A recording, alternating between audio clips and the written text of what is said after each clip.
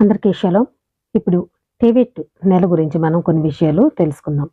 ఇస్రాయేలు క్యాలెండర్‌లో 10వ నెల అయిన టెబెట్ శీతాకాలంలో వస్తుంది. నిజానికి మొత్తం శీతాకాలాన్ని కొన్నిసార్లు ఇశ్రాయేలీల సంప్రదాయంలో టెకుఫాత్ అంటే టెబెట్ సీజన్ అని పిలుస్తారు. ఎస్తేరును 10వ నెలలో అంటే టెబెట్ నెలలో అహష్వరోషు రాజభవనానికి తీసుకువెళ్లారని మనం చదువుతాము. ఈ నెలకి టెబెట్ అనే పేరు రాకముందు దీనిని 10వ నెల అని పిలిచేవారు.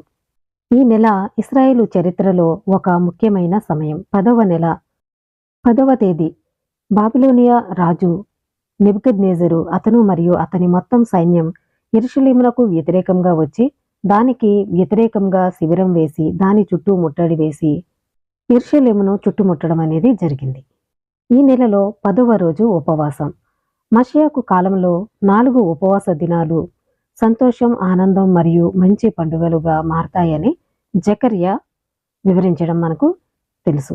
వాటిలో 10వ ఉపవాసం కూడా ఉంటుంది. ఇది టెబెట్ 10వ నెల 10వ రోజును సూచిస్తుంది. ఈ రోజున ఇశ్రాయేలు ప్రజలు యెరూషలేం నాశనానికి గుర్తుగా దుఃఖిస్తారు. ఆ రోజు ప్రారంభమైన ముట్టడి ఫలితంగా తెల్లవారుజాము నుండి రాత్రి వరకు ఆహారం లేదా పానీయం తీసుకోరు.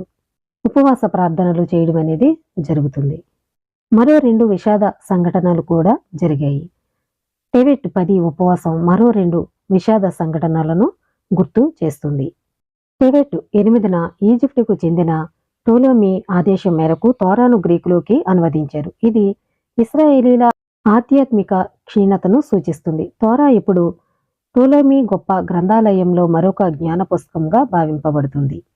టెబెట్ 9 అనేది బాబిలోనియా నుండి ఇశ్రాయేలు దేశానికి తిరిగి వచ్చి యెరూషలేములో ఆలయాన్ని పునర్నిర్మించాలని నాయకుడు ఎజ్రా ఇశ్రాయేలు జీవితం మరియు ఆచారంపై చెరగని ముద్ర వేసిన ఈ గొప్ప నాయకుడి మరణం తీవ్ర సంతాపాన్ని కలిగించింది.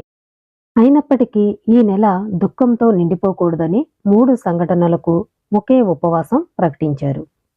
ఆలయ సమయంలో ప్రతి నెల ప్రారంభంలో సెలవు దినం ఉన్నప్పుడు ప్రతి సమాజంలోని ఇశ్రాయేలు ప్రజలకు ఆ నెల ఎప్పుడు ప్రారంభమవుతుందో తెలియజేయడానికి మనుషుల్ని యెరూషలేం నుండి పంపించేవారు. తద్వారా వారు సెలవు దినాన్ని ఎప్పుడు ఆచరించాలో తెలుసుకుంటారు. కానీ టెబెట్ ప్రారంభంలో పరిగెత్తే వారిని బయటికి పంపలేదు.